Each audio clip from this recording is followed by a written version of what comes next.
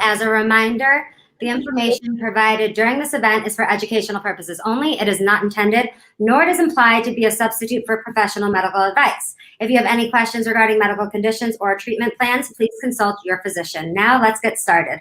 Joining me today for this live is Kaylee Proctor, oncology dietitian at the Leonard Cancer Institute with Mission Hospital at Providence. Hi, Kaylee, and thank you so much for being here. Thanks for having me. I'm excited. Me too. Before we get into what we're going to discuss today, which is for Breast Cancer Awareness Month, and we're talking about how to eat for your optimal health, can you tell us a little bit about what you do here at Providence? Yeah, so I've been with Providence for about 4 years now, working outpatient oncology, and I absolutely love it.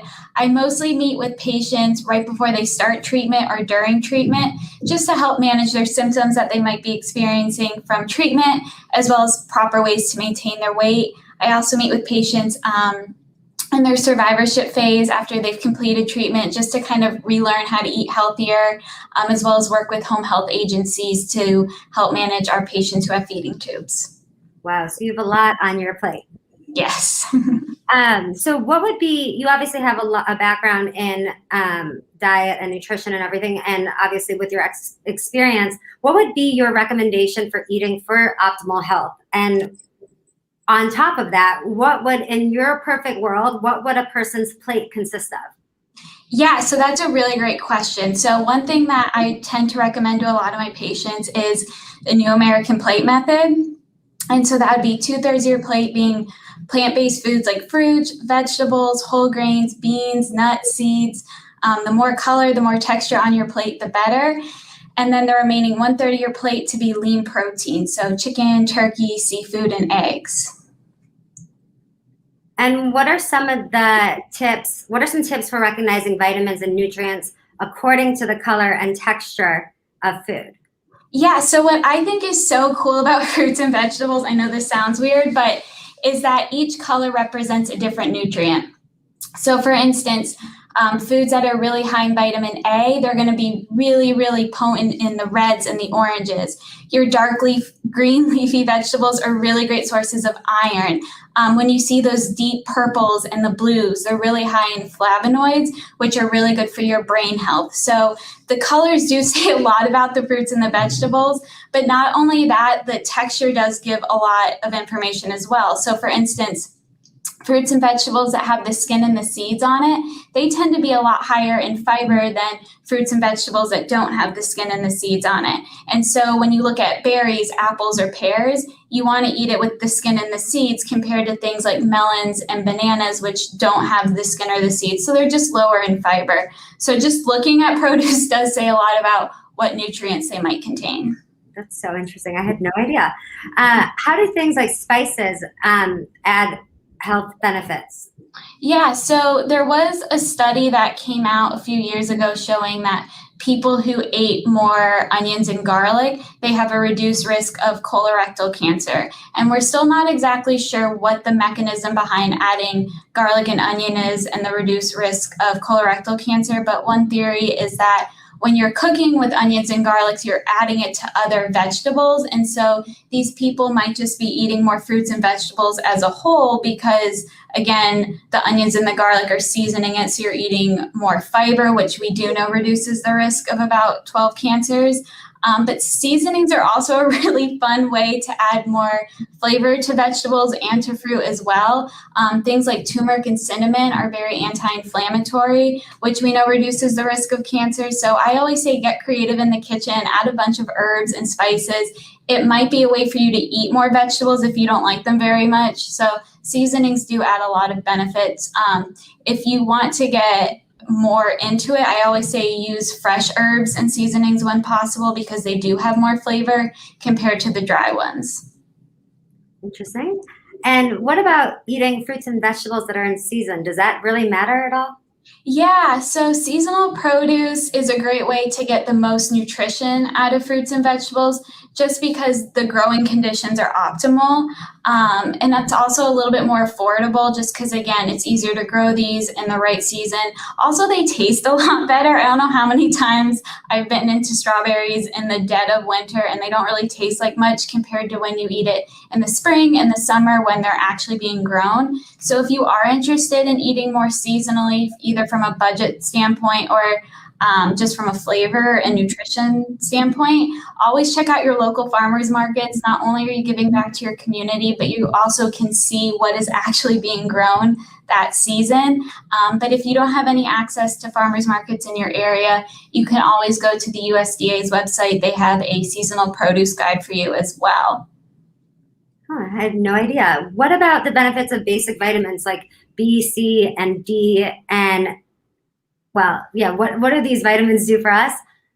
Yeah, so the B vitamins across the board, you want to think of those as your energy vitamins. So they help break down carbs, fat, and protein, which are your macronutrients, and then they allow the carbs and the fat to be used for our cells as energy, so you can do your day-to-day activities, and then they break down the proteins to get the amino acids for muscle function. So B vitamins, you want to think energy, and I do want to mention B12, just because B12 is only found in animal-based products, so chicken, turkey, seafood, and eggs. So if you're following a strict vegetarian or vegan diet, you may need to supplement with a B12 vitamin. And then vitamin C is really important for immune health. It helps with our white blood cells. It also helps form collagen, bone integrity. It's also a really potent antioxidant, so it prevents free radical damage, which again, we know reduces the risk of cancer. And vitamin D works with calcium to maintain bone integrity. So again, reduces the risk of osteoporosis, breaks, and fractures. Vitamin C and vitamin B are what we call water soluble. So once your body gets what it needs, it just pees out the rest. Whereas vitamin D is what we call a fat soluble vitamin. And so that just means, one, it needs fat for absorption. So it's always important to, when you have vitamin D rich foods, whether that's dairy or an egg yolk, salmon, you do have a fat source there just so it's better absorbed, but also you can get too much of vitamin D because it's stored in your fat tissue. So it's just important not to get mega doses with vitamin D. And then what would be your tips on how to get more of them or more of these vitamins into your diet? Yeah, so your B vitamins, one of the easiest ways to do that is just to swap any refined or white grains out with whole grains. Vitamin B tend to be in whole grains, beans, legumes, and then fortified breakfast cereals. So for instance, if you normally have white toast at breakfast, switch to whole wheat, maybe choose oatmeal even, have brown rice instead of white rice. For vitamin C, that's typically found in your citrus fruits, as well as bell peppers, broccoli, cauliflower, kale. So one thing you can do is just snack on bell pepper strips. Vitamin C is very sensitive to heat though, so it is better to have vitamin C rich foods raw versus cooked, because when you start to heat it, you can lose some of the vitamin C. And vitamin D is a little tough just because it's not found naturally in a lot of food sources.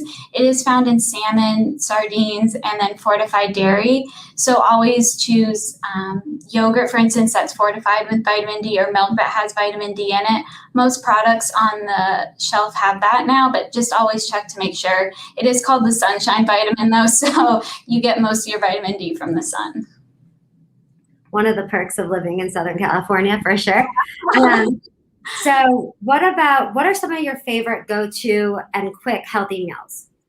So I love sheet pan meals because all you really need to do is get a lean source of protein. So you can do chicken, you can do whitefish, you can do salmon, get some vegetables that you want to cook up, whether that's Brussels sprouts, broccoli, cauliflower is another really good one. You could do carrots, and then a starch. So you can either cook rice on the side or chop up some potatoes, coat them in olive oil. Again, the seasonings that you want to use. You pop it in the oven for maybe 35, 40 minutes, and you have a whole dinner ready for you.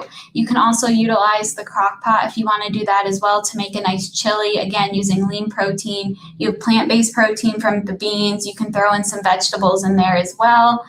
But also sandwiches. I think people really forget about the ease of sandwiches and how healthy they can be. Using whole wheat bread will give you complex carbohydrates and the fiber, the B vitamins. You could do lean protein from chicken or turkey, add some avocado for a healthy fat, and then load up with the vegetables like lettuce, tomato, onions, cucumbers, carrots, and go from there. Love a good sandwich, that's for sure. What about baked fruits and vegetables? Can they ever be good for you? And if so, what is the best way to prepare them? Yeah, so it's all about the cooking technique when it comes to baking and cooking vegetables. So you always want to use low-fat cooking techniques, whether that's roasting, sautéing, steaming, and grilling versus deep fry. If you can, swap out butter for olive oil, or if you're baking, maybe use applesauce or pureed pumpkin instead of some of the butter or oil that's being called for in the recipe. And two, some nutrients actually come out more when you cook them. So for instance, when you have warm tomato-based products, you get more of the lycopene that's in the tomato, which is another really important antioxidant for health. Again, though, with vitamin C, you have to be careful there just because you do lose some of that nutrition. But again, cooking can be a great way to enjoy the vegetables more, especially because, for instance, the cruciferous family of vegetables like your Brussels sprouts, cauliflower, kale, those are very bitter, but then when you cook them, it adds a little bit of sweetness, so they're more palatable. So again, it's kind of just finding ways to enjoy fruits and vegetables. I'm not saying you have to sit down and have a raw salad every single day for optimal health. It is really about using those different herbs and seasonings, cooking them if that's how you like it, just to get them in. What about frozen fruits and vegetables? I love this question. So frozen produce can actually be just as nutritious, if not more so nutritious, depending on the season. And the reason why is because frozen produce is flash frozen at the peak of harvest and then it's transported, whereas fresh produce is just put in a truck and then transported. And through that transportation process, you lose a lot of the vitamins and minerals in there just because it can take days to get to wherever the destination is. So again, sometimes frozen is a better option. Also, it can be a lot cheaper to buy frozen produce. So that's always a great option to look into. The only thing is always check to make sure that there's no added sauces or condiments that might be in there because they are doing a lot of flavored mixes right now. So just make sure it's just the fruits and the vegetables to avoid any extra sodium or fat. And what, okay, I know that this is going to be one of your favorite questions. So how does sugar in a diet affect the risk of cancer? So I get this question almost every day, and I can't wait till it's put to rest. But sugar doesn't cause cancer. It doesn't feed cancer. It didn't make your cancer more aggressive. I really don't want people thinking because, you know, on their birthday, they had a slice of cake that all of a sudden it caused their cancer. So what happens is you have healthy cells and you have cancer cells. Both of these cells have insulin receptors sticking out of them. They kind of look like little rods. And so they're responsible for taking glucose and channeling it into the cells to be used as energy.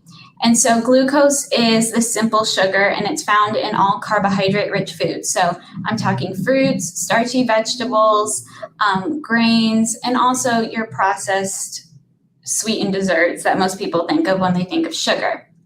And candy.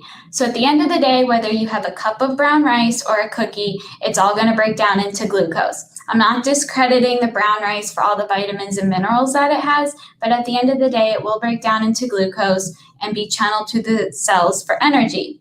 That being said, though, the cancer cells are what we call hypermetabolic. So they have more of those insulin receptors around them. So they just have a greater ability to take in that sugar at a faster rate than your healthy cells do. So the only caveat with this is, though, that sugar tastes very good. And for a lot of people, it's very easy to overconsume sugar. So what happens is over time, you want that fix of sugar because the more you eat it, the more you need. And that can cause you to eat more than your body's expending, leading to weight gain, becoming overweight or obese. And then so becoming overweight or obese increases the risk of about 12 other cancers. So it's a no that in and of itself, sugar does not feed cancer, but it's important to look at your whole diet quality as a whole. So again, I don't want you feeling guilty for going out and having maybe a slice of cake, enjoying 2 cookies every once in a while, but it just shouldn't be a daily thing. That makes sense. What about, since it is Breast Cancer Awareness Month, what would be the foods that you would recommend avoiding to decrease one's risk of breast cancer? Yeah, so again, we do want to eat more plant-based foods. Increased risk of breast cancer would be alcohol intake, so you do want to cut back on alcohol. The American Cancer Society recommends no alcohol intake for cancer prevention and survivorship. That might not always be practical for everyone, so I tend to recommend more of the American Heart Association's guidelines of moderation. So that's 2 drinks for men, 1 for women. But it is important to keep in mind the portion size with alcohol. It's 12 ounces of beer, 5 ounces of wine, and 1 to 1.5 ounces of hard liquor. Other things to avoid are processed meats. The more research that's coming out about processed meats is showing that it increases the risk of a lot of cancer. But something too to focus on, because I don't always like to focus on what we should be taking away, maybe more so what we should add, is a lot of research is also coming out about cruciferous vegetables and how beneficial they are for breast cancer patients or those looking to reduce the risk of breast cancer. And that's, again, your broccoli, your cauliflower, Brussels sprouts, kale, cabbage.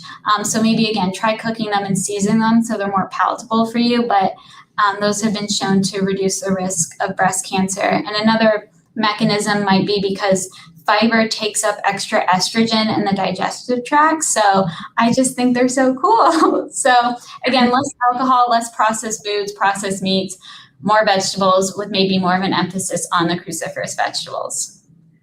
We actually got a question from the audience, and that is, what does protein intake have on cancer risk? So protein, if you're on active treatment, your protein needs are higher. So you do want to emphasize more of a protein-rich diet.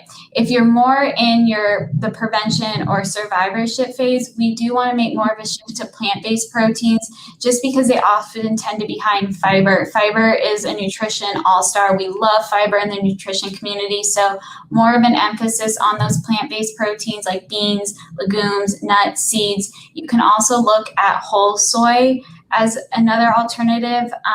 So that'd be things like soy, so tofu, tempeh, edamame is another good one, and soy milk. You want to avoid any processed soy like the Boca burgers, the veggie burgers that might have any soy protein isolate, but the whole soy foods are fine. And then also opt for lean sources of protein if you're going to do animal-based, like chicken, turkey, and seafood.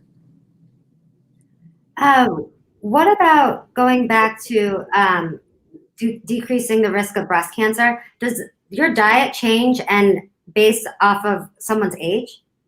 Or should your diet change?